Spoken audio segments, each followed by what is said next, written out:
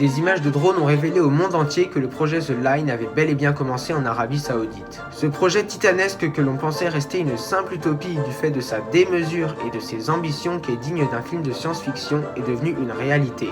Mais maintenant que la construction a commencé, comment cela va-t-il se passer ? Pour rappel, The Line est un projet de ville intelligente saoudienne futuriste située à Neom dans la province de Tabouk, conçu de telle sorte à ce qu'il n'y ait ni voiture ni rue, et que les villes n'émettent pas d'émissions de carbone.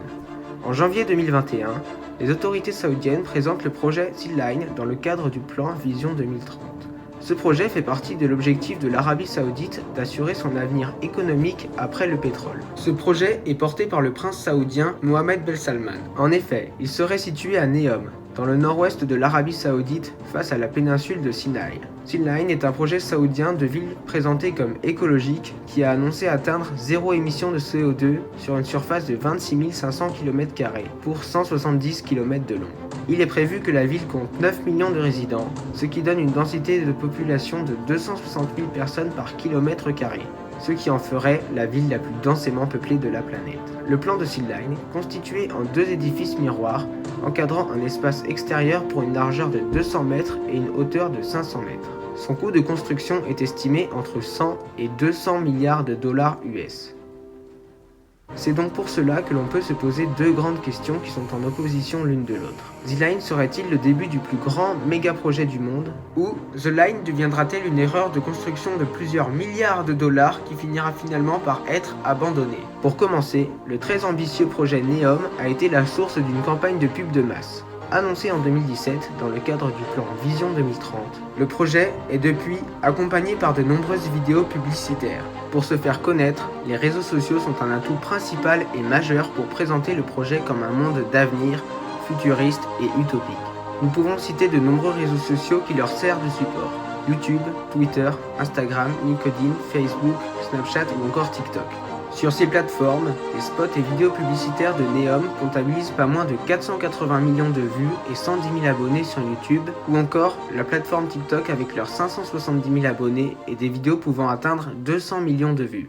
Cependant, ce projet est très controversé du côté national et international. En effet, le projet est par ailleurs loin d'enchanter tous les Saoudiens, bien au contraire. La construction de Neom dans le nord-ouest de l'Arabie Saoudite oblige près de 20 000 membres de la tribu des Oaïtat à quitter le territoire qu'ils occupent depuis des siècles. Ces derniers ont protesté contre leur expulsion programmée, refusant les offres de dédommagement du pouvoir. Cela a même conduit à la mort de l'un d'entre eux, Abdul Rahim Al-Ouaiti, en avril 2020. Sans parler du désastre écologique et environnemental que peut créer un projet d'une telle ampleur, et aussi l'impact qu'il peut avoir sur la faune et la flore qui bordent le projet. Autant de problèmes qui font plutôt croire que la mégalopole futuriste ne sera pas prête d'ici 2030 et qu'elle ne restera qu'un énième délire architectural.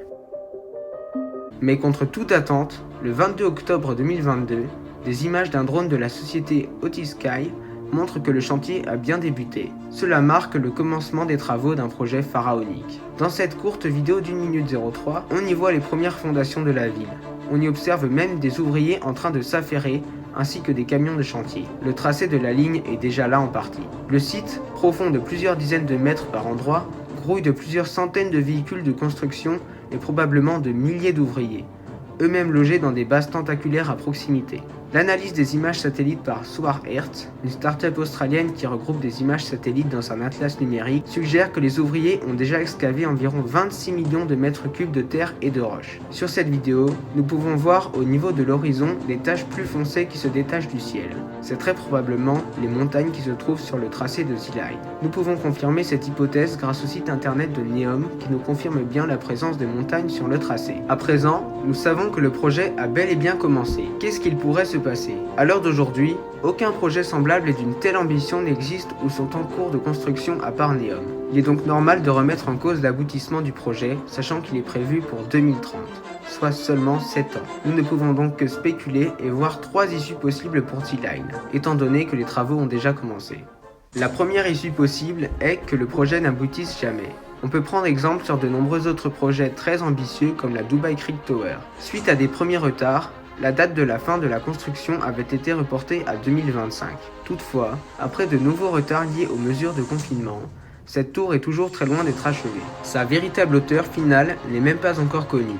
Mais la Dubai Creek Tower pourrait bien être le premier édifice construit par l'homme à percer les nuages du désert et à dépasser les 1000 mètres de hauteur. À l'heure actuelle, les fondations de la Dubai Creek Tower ont été terminées. L'armature en acier qui servira de support à la tour pèse à elle seule 2 fois plus lourd que la tour Eiffel.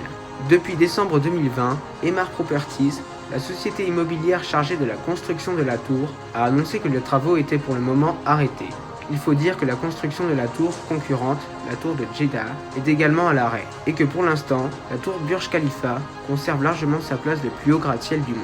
On peut donc facilement mettre en parallèle T-Line et la Dubai Creek Tower, car ces deux projets n'en sont qu'à la phase des fondations. A noter que le projet T-Line est colossal et bien plus ambitieux, contrairement à la Dubai Creek Tower. La seconde issue possible est que les initiateurs du projet restent fixés dans leurs objectifs de parvenir coûte que coûte à aboutir le projet. Cela au risque de devoir augmenter et améliorer les moyens humains, matériels et technologiques, et donc par ailleurs débourser quelques milliards de dollars en plus. Néanmoins, on peut voir T-Line comme un fantasme d'architecte et d'urbanisme. En effet, nous avons vu précédemment que le projet ferait une longueur de 170 km pour une hauteur de 500 mètres et le tout réalisé en un temps record de 7 années. Pour vous permettre de comparer toute l'étendue de l'ambition du projet, on peut se référer à un projet de construction récent qui est la tour connue sous le nom de Tour de Central Park. C'est un gratte-ciel essentiellement résidentiel situé à New York. Inauguré en 2020, les travaux ont débuté à la fin de l'année 2014, soit 6 ans de construction pour un projet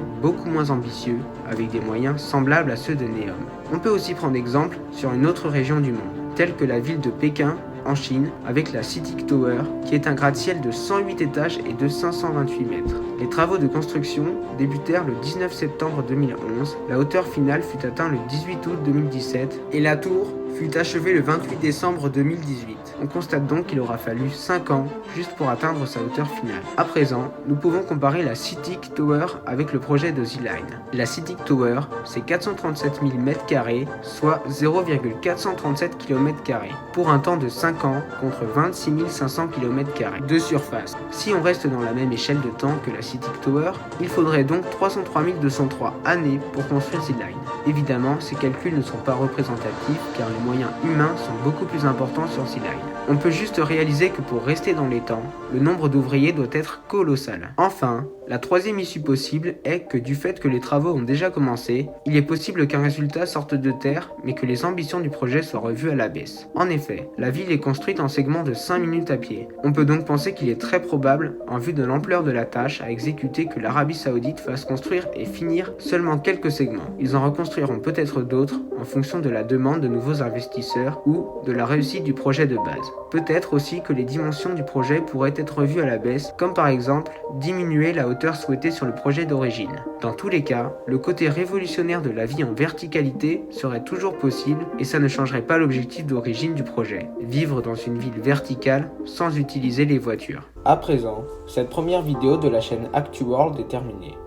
J'espère qu'elle vous aura permis d'en apprendre un peu plus sur l'avenir de Neom. Pour ma part, je vous remercie de m'avoir écouté. Et si vous le souhaitez, vous pouvez me soutenir en mettant un pouce vers le haut et en vous abonnant à la chaîne.